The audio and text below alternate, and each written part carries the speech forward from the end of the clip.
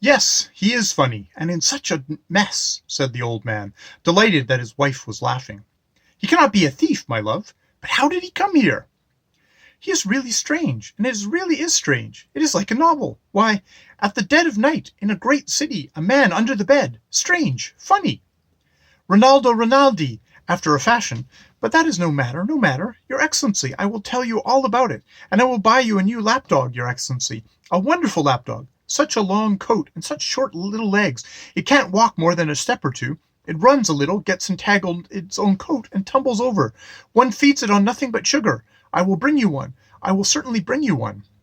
Ha ha ha ha ha! The lady was rolling from side to side with laughter. Oh dear, I shall have hysterics. How funny he is. Yes, yes, ha ha ha, ki. He is funny. He is a mess, ki. Your Excellency, Your Excellency, I am now perfectly happy. I would offer you my hand, but I do not venture to. Your Excellency, I feel that I have been in error, but now I am opening my eyes. I am certain my wife is pure and innocent. I was wrong in suspecting her. Wife! His wife! Cried the lady, with tears in her eyes through her laughing. He is married? Impossible! I should never have thought it, said the old gentleman.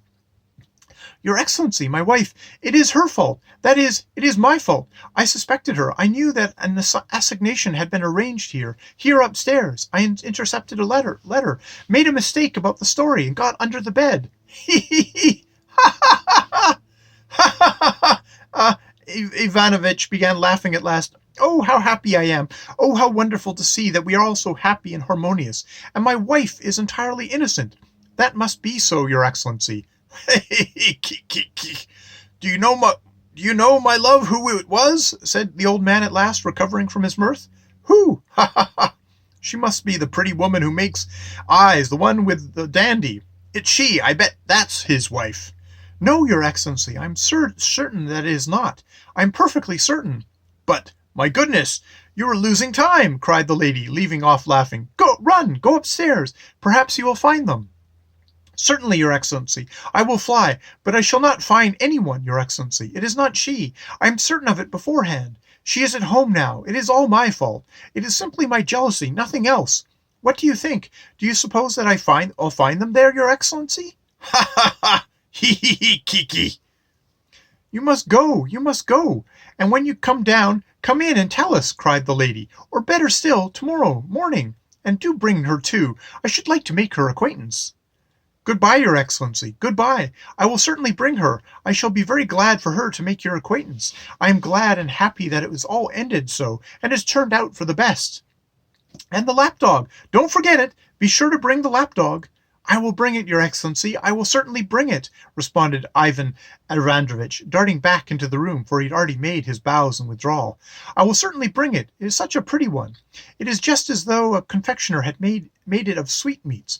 It is such a funny little thing. Gets entangled in its own coat and falls over. It really is a lapdog. I said to my wife, How is it, my love? It keeps tumbling over. It is such a little thing, she says, as though it were made of sugar. Of sugar, Your Excellency. Goodbye, Your Excellency. Very, very glad to have made your acquaintance. Very glad to made your acquaintance. Ivan Androvitch bowed himself out. Hey, sir! Stay! Come back! Cried the old gentleman after the retreating Ivan Androvitch. The latter turned back for the third time. I still can't find the cat. Didn't you meet him when you were under the bed? No, I didn't, Your Excellency. Very glad to make your acquaintance, though I should have the honor to look upon it as an honor. He has a cold in his head now, and he keeps sneezing and sneezing. He must have a beating. Yes, Your Excellency, of course. Corrective punishment is essential with domestic animals. What? I said corrective punishment is necessary, Your Excellency, to enforce obedience in the domestic animals. Ah, well, goodbye. That is all I have to say. Coming out into the street, Ivan Androvitch stood for a long time in an attitude that suggested that he was expecting to have a fit in another minute. He took off his hat, wiped the cold sweat from his brow, screwed up his eyes, thought a minute, and set off homewards. What was his amazement when he learned at home that Glorifia Petrovna had come back from the theatre a long, long time before, that she had a toothache, that she had sent for the doctor, that she had sent for leeches, and that now she was lying in bed and expecting Ivan Androvitch.